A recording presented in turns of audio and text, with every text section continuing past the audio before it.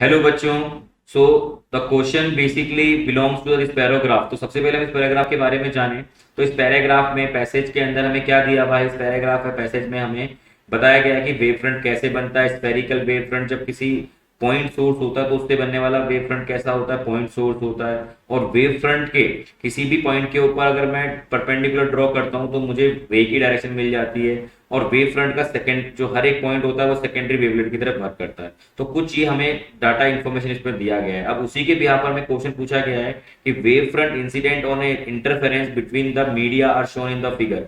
कि अगर ये हमारा पहला मीडियम है और ये हमारा दूसरा मीडियम है, the reflected wave front will be as shown. अगर रिफ्लेक्टेड वेव की बात करें तो देखिए 45 डिग्री, तो हमारा जो साइन आई है, अगर हम साइन आई की बात करें तो कितना दे रखा है डियर? साइन 45 दिया हुआ है यहाँ पे।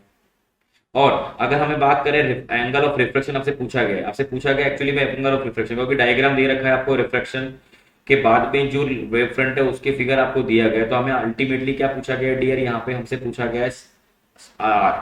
दैट मीन साइन आर को जब हम वैल्यू कैलकुलेट करके साइन आर निकालेंगे, वो हमसे आर पूछा गया कि साइन आर कितना होगा। दैट मीन आर के वैल्यू कितना होगा।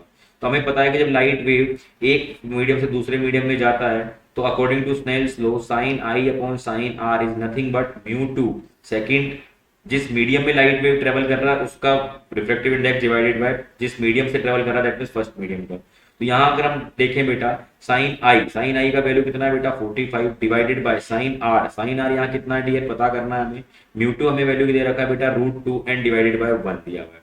इसको सॉल्व करेंगे तो यहाँ से हमारे पास में क्या आ जाएगा डियर? आप देखिए, साइन 45 का वैल्यू होता है 1/√2। साइन 45 का वैल्यू होता है 1/√2